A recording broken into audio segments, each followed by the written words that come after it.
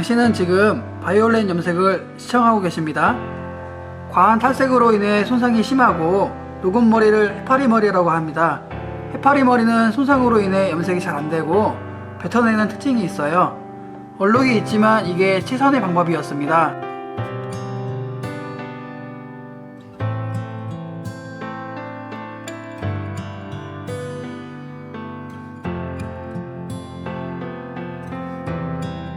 극손상 모발인 해파리 머리가 염색이 어려운 이유는 한치의 앞을 예상할 수가 없기 때문입니다. 시술을 할 때 염색약이 골고루 잘 입혀질 것이라는 생각으로 염색약을 도포하게 되는데요.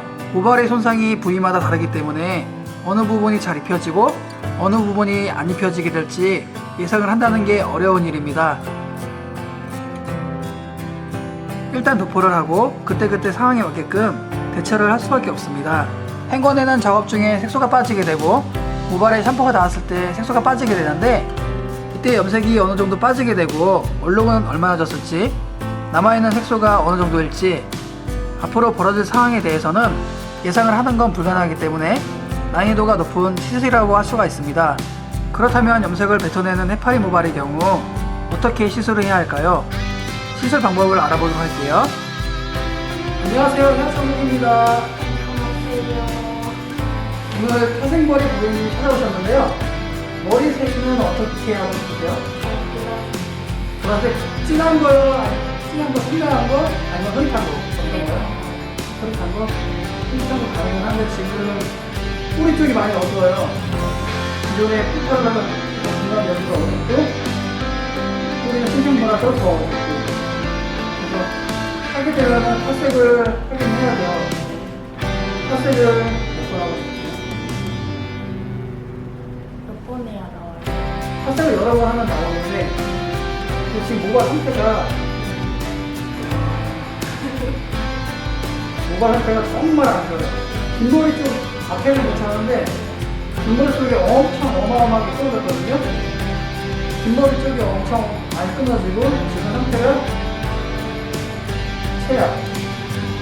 여기는 탈색을 하게 되면 더 끊어질 거고요. 분명히 하게 되면 팔 위주로 가야 되는데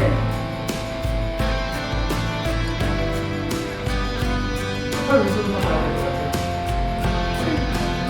그리고 수탈 같은 경우도 지금 시간이 그렇게 많지 않아서 여유있는 시간이 한 번밖에 안 돼요. 한 번 하게 되면 여기랑 당연히 컬러가 안 맞기 때문에 밝기가 안 맞기 때문에 분명히 여기는 얼룩이 남을 거예요. 무슨 말이냐, 여기는 탈색 횟수가 많아서 보라색을 하든 어떤 색을 하든 색깔이 잘 표현될 거고 여기는 베이스 자체가 많이 어둡기 때문에 여기랑 다르게 또 다른 색으로 또 어두운 색으로 보랏빛이 덜 보일 거예요. 잘 표현이 안 될 거예요. 여기랑 색깔이 다르다는 거. 네. 괜찮아요? 네. 알았어요. 그러면은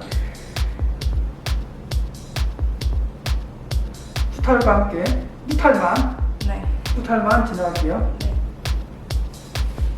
그리고 끝에 부분은 중간에 끊김이 정말 많아요.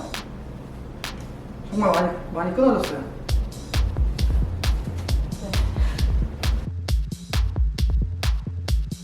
해파리 머리가 됐을 때 모발이 끊어지게 되는데요. 기존의 5번 탈색으로 인해 무리한 시술이 원인이라고 할 수가 있습니다. 뒷머리 위주로 끊어졌다는 것은 뒤쪽에만 모발 손상이 엄청 많다는 것이기도 해요. 해파리 머리는 염색이 잘 안되고 된다고 하여도 색소를 뱉어내는 특징이 있어요. 먼저 뿌리에 탈색약을 도포해줄 건데요. 뿌리에만 하는 이유는 간단합니다.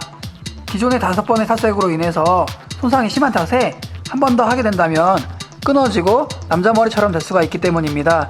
그렇기 때문에 뿌리에만 시술을 할 수밖에 없다는 거예요. 기존에 뿌타를 했던 부분과 새로 자란 신생모까지만 도포를 하게 됩니다. 시간적 여유만 있다면 한 번 더 하여 기존의 모발의 베이스에 맞게끔 맞춰주겠지만 지금으로서는 시간적 여유가 부족하네요. 보라색 염색약을 도포해 주었는데요. 모발의 베이스가 밝은 탓에 모발에는 보랏빛이 나타나게 된 거예요. 밝은 베이스와 손상으로 인해서 색의 표현이 빨라지게 되는 거죠.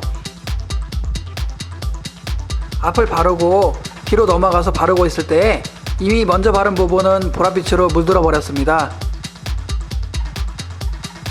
하지만 어두운 뿌리는 보랏빛이 되었고 기존에 밝았던 부분은 분홍색으로 색이 제대로 표현이 되지 않았습니다. 마치 투톤륨색을 한 것처럼 말이죠. 투톤륨색이 목적이었다면 지금의 컬러 디자인도 나쁘진 않았지만 보라색 원톤으로 시술을 하는 게 목적이라는 거예요. 이대로 고객님을 집으로 보낼 수 없습니다.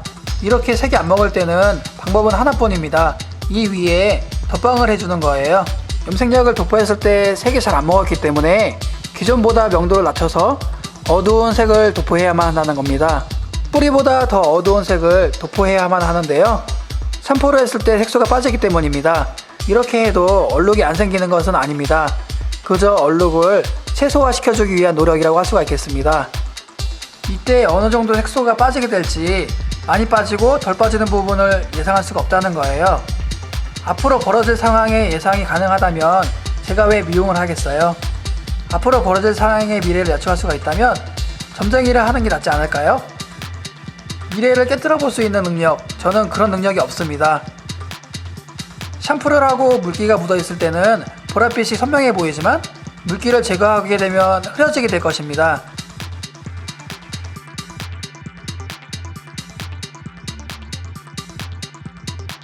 샴푸 후 물이 엄청 빠지게 되었어요. 모발의 손상도에 따라서 여기저기 얼룩도 생기게 되었고요. 해파리머리는 손상으로 인해 모발 속이 비어있고 비어있는 부분이 물로 채워져 있기 때문에 머리카락을 말리기조차 힘이 들어요.